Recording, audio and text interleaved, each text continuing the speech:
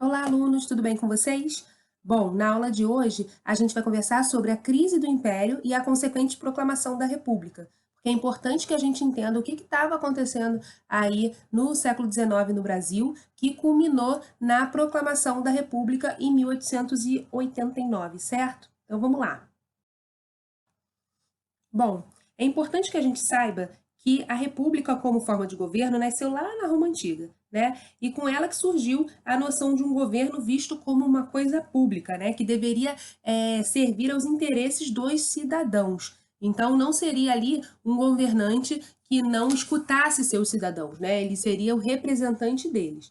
Então, muito tempo depois, com a Revolução Francesa, que a gente já viu no ano passado, lá no final do século XVIII, o conceito de república se uniu ao conceito de liberdade e democracia.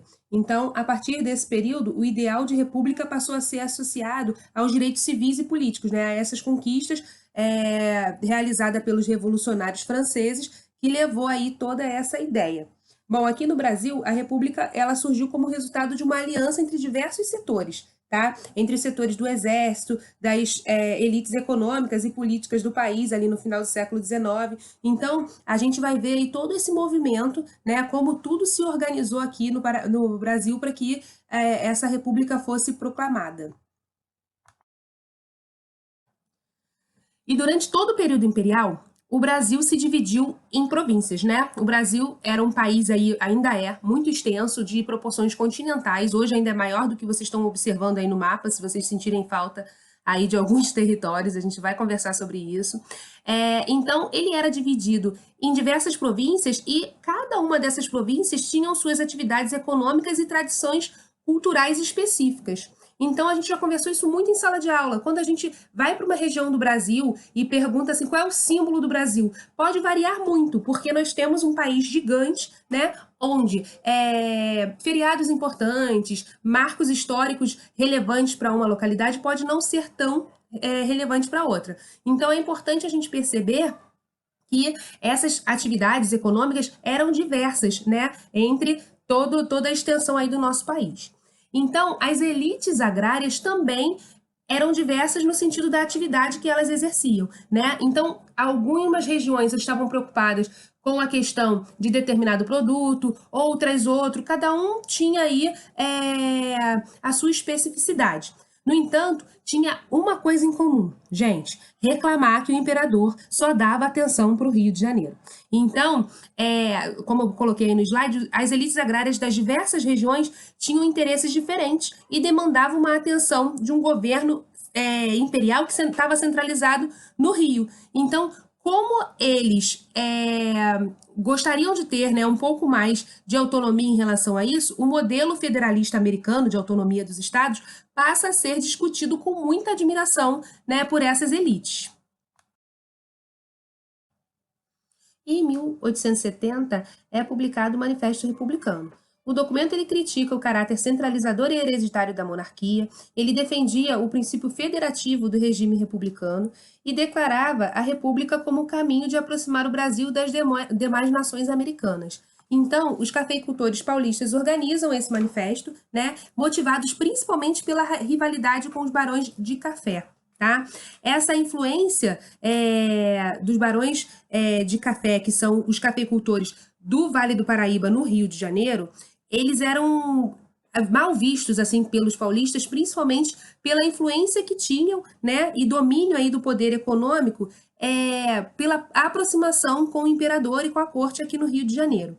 Então, a concessão de empréstimos, né, essas possibilidades aí de crédito para eles, ele significava, né, ao fim e ao cabo, que esse grupo seria os remanescentes do escravismo no Brasil. Eles eram capazes de manter escravizados, ainda que esse valor, por razões de novas leis e tudo mais, ainda que esse valor de um escravizado fosse maior. Então, significou que quem conseguia manter escravos no Brasil, aí, a partir da segunda metade do século XIX, e principalmente a partir de 1871, também com a lei do ventre livre eram os barões do café aqui do Rio de Janeiro. As demais elites, né, do Brasil já não conseguia o valor, né, tamanho preço elevado desses escravizados. E essas elites agrárias, né, cada uma tinha interesses específicos em relação à província, em relação à política que o imperador estava levando. A gente precisa entender que o imperador era um símbolo da identidade nacional, né? Ele era muito forte e ele era a autoridade política, religiosa e militar do Estado brasileiro. Então, a partir de 1870, essa imagem do Dom Pedro II, ela foi mudando e a gente vai entender por que essa imagem foi desgastada. Cada pilar de importância dele entrou uma crise, né, que eu vou explicar a partir dos próximos slides. E aí a gente vai entender como essa crise do Império levou à proclamação da República. Desde o período colonial, o poder civil e o poder religioso estavam unidos através do padroado. A gente chama isso da questão religiosa.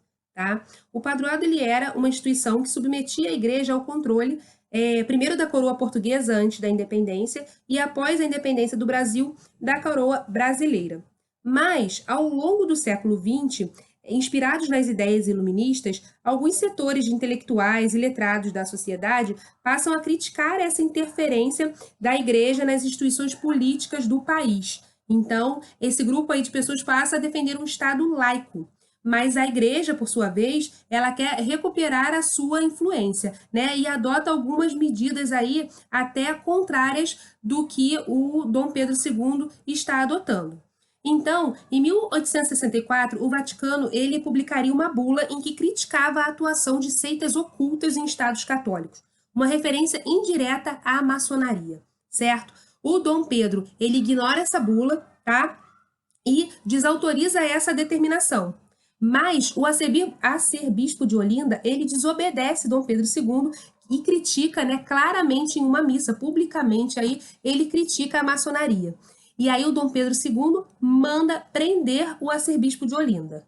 Bom, fica aí essa questão religiosa, esse embate aí entre igrejas, esse mal-estar, que foi logo resolvido por Dom Pedro, que ele logo soltou o arcebispo, né? Mas por um período curto aí, a Igreja Católica rompe relações com o governo imperial.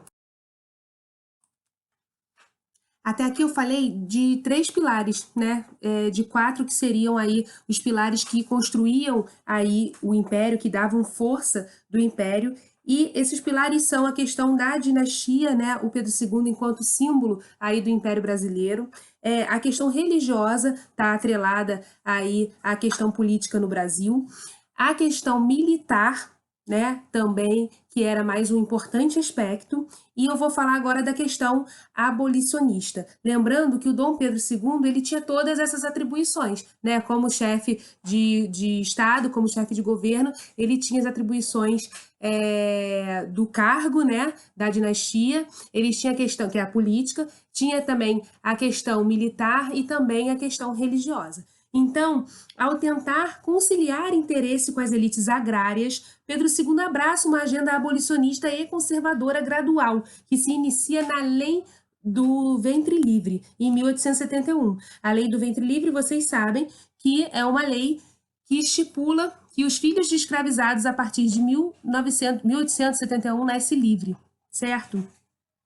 Mais tarde vai ter a lei dos sexagenários, que libera aí, né, considera livre da escravidão os escravizados maiores de 60 anos, então ele reafirma aí esse conservadorismo, e finalmente em 1888 a Câmara do Império aprovava a Lei Áurea, né? E aí a assinatura da Lei Áurea pela princesa Isabel causaria um desconforto entre os barões de café.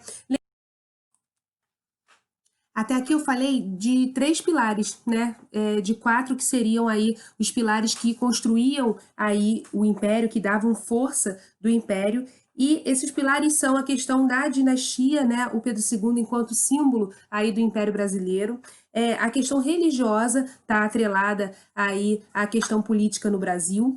A questão militar, né, também, que era mais um importante aspecto, e eu vou falar agora da questão abolicionista. Lembrando que o Dom Pedro II, ele tinha todas essas atribuições, né, como chefe de Estado, como chefe de governo, ele tinha as atribuições do cargo, né, da dinastia, eles tinham a questão, que é a política, tinha também a questão militar e também a questão religiosa. Então, ao tentar conciliar interesse com as elites agrárias, Pedro II abraça uma agenda abolicionista e conservadora gradual, que se inicia na Lei do Ventre Livre, em 1871. A Lei do Ventre Livre, vocês sabem que é uma lei que estipula que os filhos de escravizados a partir de 1871 nascem livre, certo? Mais tarde vai ter a lei dos sexagenários, que libera aí, né, considera livre da escravidão os escravizados maiores de 60 anos. Então, ele reafirma aí esse conservadorismo. E, finalmente, em 1888, a Câmara do Império aprovava a Lei Áurea, né? E aí a assinatura da Lei Áurea pela princesa Isabel causaria um desconforto entre os barões de café. Lembrando aí que os barões de café, eles eram, parte da elite que estava fechada aí com o Dom Pedro II, enquanto outras elites agrárias, né, de outros territórios, de outras províncias, estavam aí não satisfeitos com Pedro II de maneira geral. Então, esse isolamento da monarquia se acentua com a abolição em 1888. Né? A lei foi sancionada pelo governo sem nenhum tipo de indenização aos proprietários. A decisão desagrada aí profundamente essa elite escravista, né? Da mesma forma que a gente precisa debater ao longo do que a gente vai conversar aí com a proclamação da República, que não teve nenhuma garantia também para o escravizado, tá? E eu queria deixar isso bem claro para a gente continuar a discussão aí na próxima aula. E aí, sem base de apoio, né, os cafeicultores do Vale do Paraíba, eles já se encontravam num processo de declínio econômico, ao contrário aí dos cafeicultores paulistas, né, que tinham esse perfil empreendedor, e aí eles ainda estavam abrindo a investimentos da mão de obra livre aí imigrante, mas não estavam de acordo com tudo que o imperador falava. Então foi meio que a assinatura aí com a Lei Áurea, né? Foi literalmente uma assinatura de rompimento, digamos assim, com esses barões do café. E aí, sem base de apoio para defender o Pedro II, a deposição dele seria uma questão de liderança, né? Não tinha alguém para proclamar esta república, né? Nenhum movimento republicano regional teria essa legitimidade. E aí coube ao exército pressionar as suas lideranças, né? E a república seria proclamada por um amigo pessoal, né? Que estava ali próximo ao Pedro II e que, além de tudo, até era monarquista, né? Que é o Marechal Deodoro da Fonseca. Então, na manhã de 15 de novembro de 1889, Marechal Deodoro da Fonseca, ele marcha com as tropas, né? Para o Ministério da Guerra e tem diferentes versões aí sobre os planos de Deodoro. Então, na página 19 do livro, diz assim que é possível que ele não quisesse derrubar a monarquia, mas apenas o chefe do gabinete ministerial, tá? Que é o Visconde de Ouro Preto. Porém, uma vez iniciado o movimento, foi difícil reverter. A república foi proclamada e o imperador, diante dos fatos, preferiu não resistir. O dia 15 de novembro resultou, então, de uma ação quase que isolada do exército e apoiado por um pequeno grupo de republicanos civis.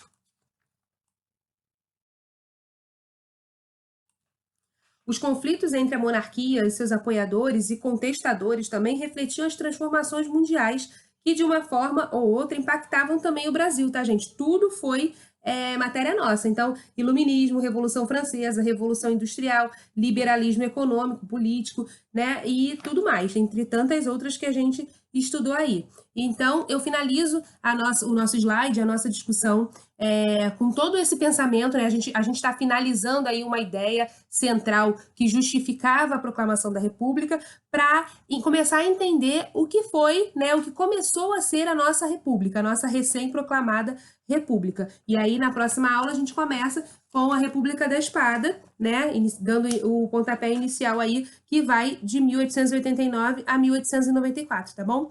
Beijo grande para vocês e a gente se encontra na próxima aula.